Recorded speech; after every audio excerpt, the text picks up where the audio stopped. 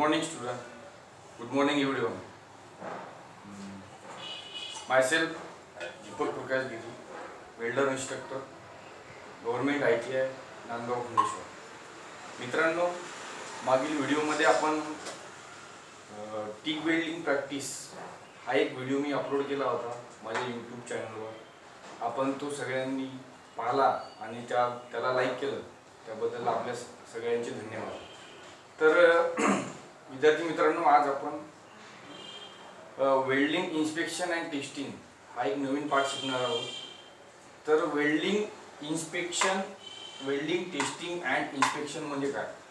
तर प्रशिक्षणार्थी मित्रांनो, ज्यावेळेस आपण एखादा जॉब करतो त्या जॉबची क्वालिटी आणि आफ्टर वेल्डिंग जॉब वर्किंग कंडिशनमध्ये त्याची स्ट्रेंथ, त्याची क्वालिटी, त्याची मजबूती किती राहील हे निरीक्षण करण्याकरता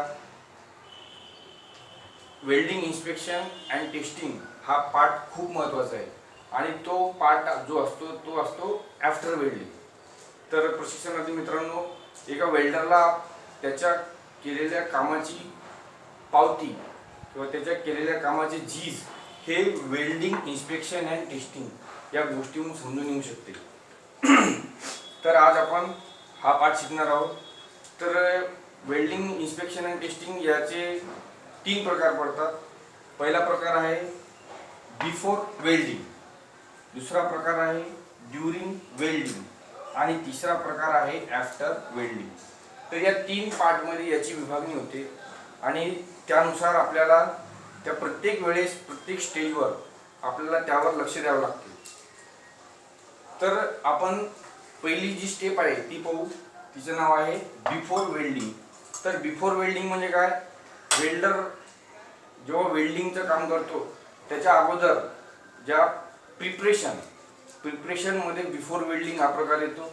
तर बिफोर वेल्डिंगमध्ये जसे की जॉबचे किंवा आपला जो बेस मेटल आहे त्या बेस मेटलचे रासायनिक गुणधर्म, त्या बेस मेटलच्या पृष्ठभागाची कंडिशन, त्या बेस मेटलची वेल्डेबिलिटी, त्या बेस मेटलमध्ये असलेली वेल्डेबिलिटी, या सगळ्या गोष्टीची आपल्याला माहिती आवश्यक असते आणि ती वेल्डिंग करण्यापूर्वी करून घेणे आवश्यक असते. तसेच जो आपला बेस मेटल आहे ज्याला आपण वेल्डिंग करणार आहोत तर त्याच्या गुणधर्माचा त्याच्याशी मिळता जुळता इलेक्ट्रोड किंवा फिलर वायर किंवा फिलर मेटल हे असणे आवश्यक आहे. तो पण बिफोर वेल्डिंग या प्रकारामध्ये येतो. आणि बाकी मग आपण ज्या मशीन्स ॲक्सेसरीज वापरणार आहेत ते सगळं बिफोर वेल्डिंगमध्ये येते, ते पाहणं आवश्यक असते. त्याच्यानंतर बिफोर वेल्डिंग ही प्रक्रिया जेव्हा पूर्ण होते किंवा ती जे स्टेज कंप्लीट झाली त्याच्यानंतर असते ड्युरिंग वेल्डिंग. ड्युरिंग वेल्डिंग म्हणजे काय?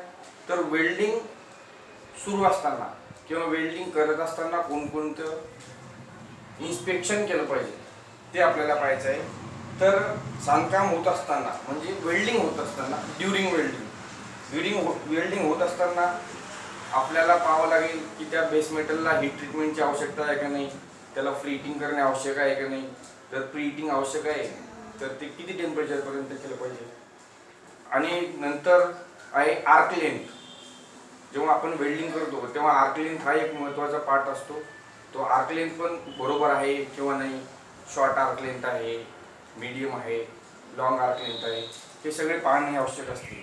त्याप्रमाणे वेल्डिंग करंट सेटिंग म्हणजे मशीन करता जो आवश्यक असलेला इलेक्ट्रिक सप्लाय आणि आपण वेल्डिंग करण्याकरता जो करंट वापरतो त्या करंटची मात्रा म्हणजे करंट सेटिंग ती एक महत्त्वाचा पार्ट असतो. नंतर असते मेटल डिपॉझिट होण्याचा वेग. तर आपण मेटल डिपॉझिट किती पर केजी पर अवर्स किती करतो हा एक महत्त्वाचा पार्ट असतो. त्यानंतर अंडरकट किंवा ओव्हरलॅपिंग तर होत नाही ना, हे पण वेल्डिंग सुरू असतानाच पाहावे लागते. त्यानंतर आहे वेल्डिंग सिक्वेन्स. वेल्डिंग सिक्वेन्स म्हणजे की आपल्याला जर आपला व्ही ग्रू आहे तर व्ही ग्रूमध्ये दोन रनमध्ये कंप्लीट करायचं आहे जॉब किंवा 3 रनमध्ये कंप्लीट करायचं आहे, हे पाहणे आवश्यक आहे.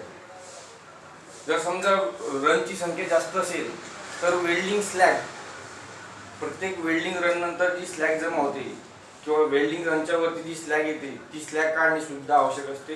तर स्लॅगची स्वच्छता हा पार्ट सुद्धा ड्युरिंग वेल्डिंग या प्रकारात येतो. त्याच्यानंतर आहे स्पॅटर. स्पॅटर म्हणजे जर समजा तुमचं करंट सप्लाय किंवा इलेक्ट्रिक अँपियर वगैरे जर बरोबर सेट नाही केलं तर स्पॅटर कमी जास्त प्रमाणात येऊ शकतात. त्याच्यानंतर आहे अँगल. समजा आपण MMAW वेल्डिंग करत असू तर इलेक्ट्रोडचा अँगल हा एक महत्त्वाचा पार्ट असतो. जर इलेक्ट्रोडचा अँगल चुकीचा असला वेल्डिंग करताना तर तुमचे वेल्डिंग रन किंवा तुमचा जॉब योग्य होणार नाही. त्याच्यानंतर जर समजा तुम्ही आर्क वेल्डिंग सोडून गॅस वेल्डिंग करत असाल तर गॅस वेल्डिंगमध्ये तुमच्या ब्लोपाईपचा अँगल, तुमच्या फिलर मेटलचा अँगल हा महत्त्वाचा असतो.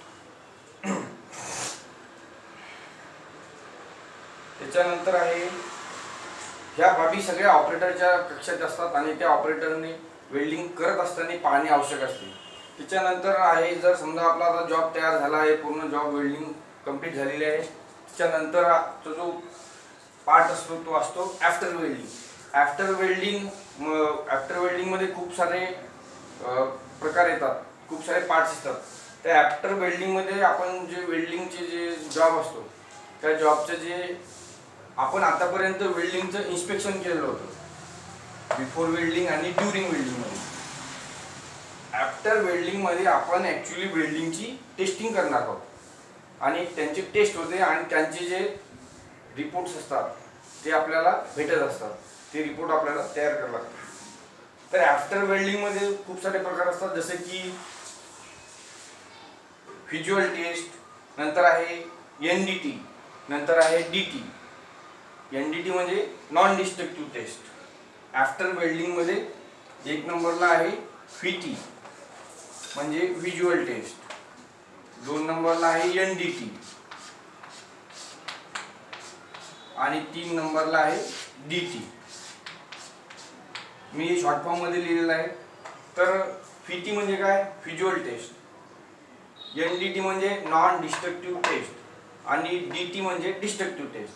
तर व्हिज्युअल टेस्ट म्हणजे काय? जेव्हा आपण आपला जॉब तयार झालेला आहे, ही सगळी प्रोसेस करून आपला जॉब आपल्याकडे रेडी आहे, तर व्हिज्युअल इन्स्पेक्शन म्हणजे आपण उघड्या डोळ्याने पाहून, आपल्या उघड्या डोळ्याने पाहून जॉबचं आपण इन्स्पेक्शन करू शकतो. किंवा जॉबमध्ये काही डिफेक्ट आहे, ओव्हरलॅप आहे, इनकम्प्लीट पेनिट्रेशन आहे किंवा जॉबचा अँगल 180 डिग्रीमध्ये नाही, ह्या सगळ्या गोष्टी आपण व्हिज्युअल टेस्टमध्ये पाहू शकतो. ज्या आपल्याला उघड्या डोळ्यांनी दिसतात, जॉबच्या पृष्ठभागावरचे ज्या डिफेक्ट्स आहेत, त्या वेल्डिंग केल्याच्या नंतर ज्या तयार झालेल्या गोष्टी आहेत त्या आपण व्हिज्युअल टेस्टमध्ये पाहू शकतो. जसे की उघड्या डोळ्यांनी दिसणारे काही डिफेक्ट्स असतात, welding defects, blow hole, crack, porosity वगैरे जे आहे, स्पॅटर, हे आपण व्हिज्युअल टेस्टमध्ये पाहू शकतो. नंतर आहे NDT म्हणजे नॉन डिस्ट्रक्टिव्ह टेस्ट. यामध्ये पण 7-8 प्रकार आहेत. त्यामध्ये जॉबला कोणत्याही प्रकारे नुकसान न करता जी टेस्ट केली जाते त्याला म्हणतात नॉन डिस्ट्रक्टिव्ह टेस्टिंग. आणि तिसरी आहे DT म्हणजे डिस्ट्रक्टिव्ह टेस्ट. यामध्ये जॉबचे नुकसान केले जाते, म्हणजे जॉबला तोडल्या जाते किंवा जॉबला कापल्या जाते आणि जॉबचं काही प्रमाणात किंवा पूर्णतः डिस्ट्रक्ट म्हणजे नष्ट केला जातो, त्याला म्हणतात डिस्ट्रक्टिव्ह टेस्टिंग. तर हे साऱ्या वेल्डिंग इन्स्पेक्शन आणि टेस्टिंगचे हे प्रकार आहेत. याच्या ह्या नंतरच्या ज्या प्रोसेस आहेत ह्या प्रोसेस मी तुम्हाला आपल्याला जो नवीन व्हिडिओ दुसरा याच्या नंतरचा व्हिडिओ येईल त्यामध्ये आपण व्हिज्युअल टेस्ट, NDT आणि DT या टेस्टची आपण संपूर्णतः माहिती घेऊ. थँक्यू, धन्यवाद.